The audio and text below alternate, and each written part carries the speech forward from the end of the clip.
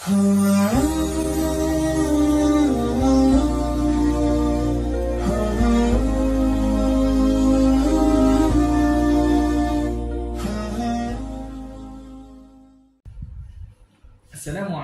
warahmatullahi wabarakatuh.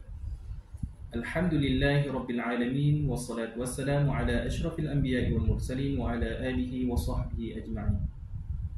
Alhamdulillah, kita memanjatkan setiap kesyukuran dan pujian kepada Allah Subhanahu wa taala kerana dengan izin dan limpah kurnia-Nya dapat kita bersama-sama terus menelusuri bulan Ramadan yang penuh barakah ini.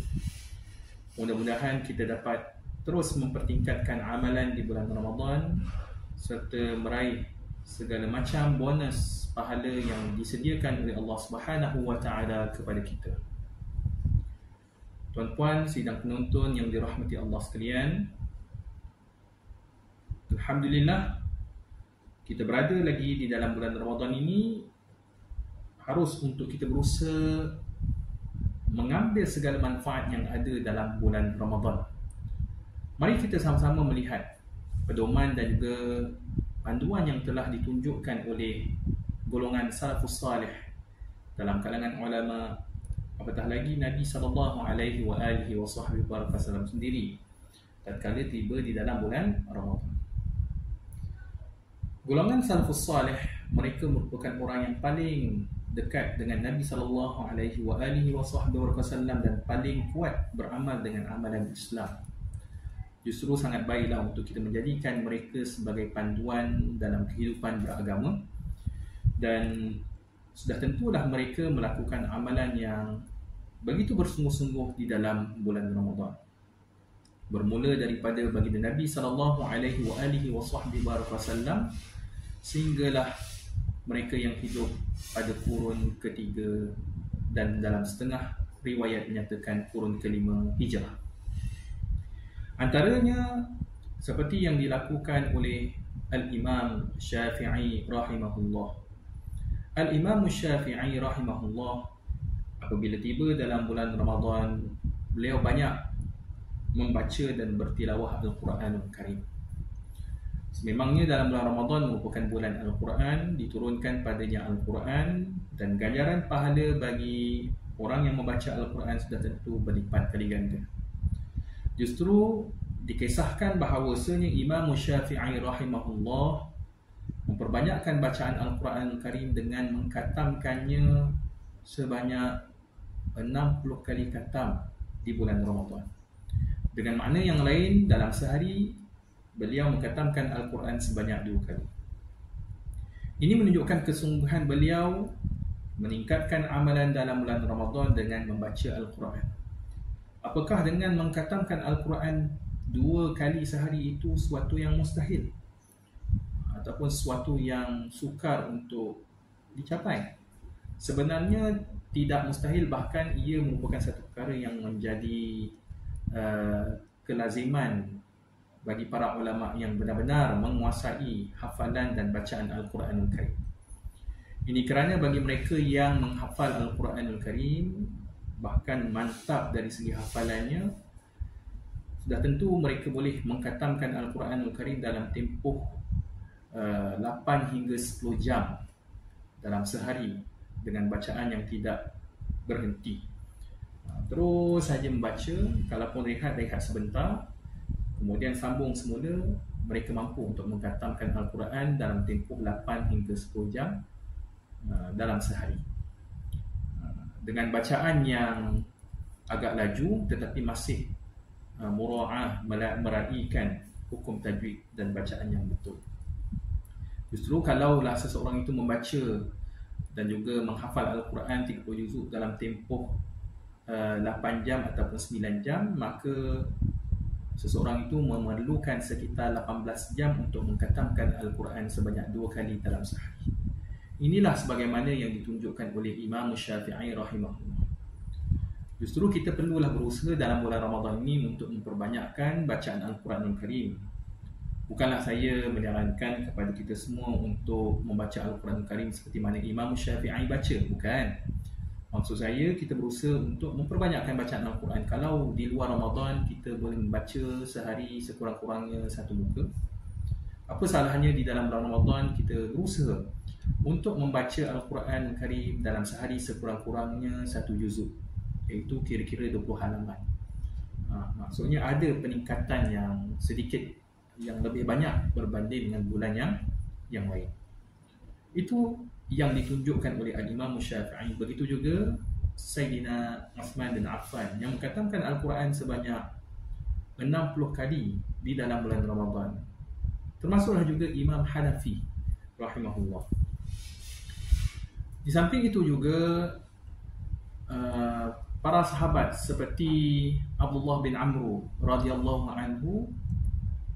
Sahabat yang bernama Abdullah bin Amru ini banyak meriwayatkan hadis bagi Nabi sallallahu alaihi wasallam dan merupakan antara sahabat yang banyak berdamping dengan baginda Nabi sallallahu alaihi wasallam. Antara perkara yang mesti dilakukan oleh Abdullah bin Amru radhiyallahu anhu di dalam bulan Ramadan ialah beliau akan memastikan ketika mana hendak berbuka puasa, beliau akan berbuka bersama dengan golongan fakir miskin dan memberi makan kepada mereka. Beliau meraihkan orang-orang yang susah, mustad'afin, yang memerlukan, dan beliau berbuka puasa bersama-sama dengan mereka. Tidaklah Abdullah bin Amru berbuka puasa, melainkan pastinya beliau akan berusaha berbuka puasa bersama dengan golongan fakir miskin. Ini yang dilakukan oleh Abdullah bin Amru. Kita boleh bantu mereka yang memerlukan ketika mana dalam Ramadan dengan memberikan makan kepada golongan fakir miskin, dan kita juga boleh bersama-sama makan dengan mereka ketika mana iftar berbuka puasa. Hal ini selaras dengan hadis baginda Nabi sallallahu alaihi wasallam yang menyarankan kepada kita untuk memberikan makan kepada orang yang berpuasa. Sebagaimana sabda Nabi sallallahu alaihi wasallam, "Man fattara sha'iman falahu mithlu ajrihi min ghairi an yanqusa min ajri as-sha'im syai'a." Maksudnya, barang siapa yang memberikan makan kepada orang yang berpuasa, maka orang yang memberi makan itu akan memperoleh pahala orang yang berpuasa itu, iaitu pihak yang kita bagi makan. Pahala yang ada pada orang yang berpuasa yang kita bagi makan tu kita dapat tanpa sedikit pun dikurangi pahala orang yang berpuasa yang diberikan makan tadi. Subhanallah, betapa besarnya ganjaran yang dikurniakan oleh Allah Subhanahu wa taala kepada orang yang memberi makan pada bulan Ramadan. Kita boleh buat dan kita laksanakan dalam bulan Ramadan.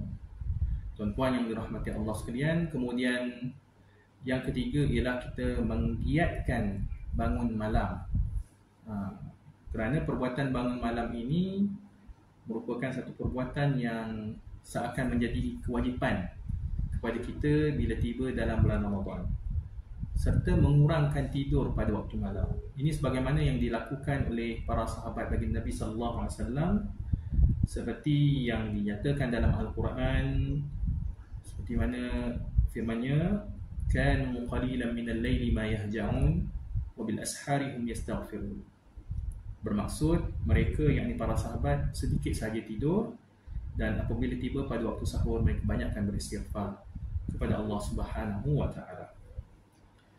Justru kita boleh banyakkan qiyam dengan melaksanakan ibadah solat tahajud, beristighfar dan seumpama dengannya, khususnya dalam bulan Ramadan.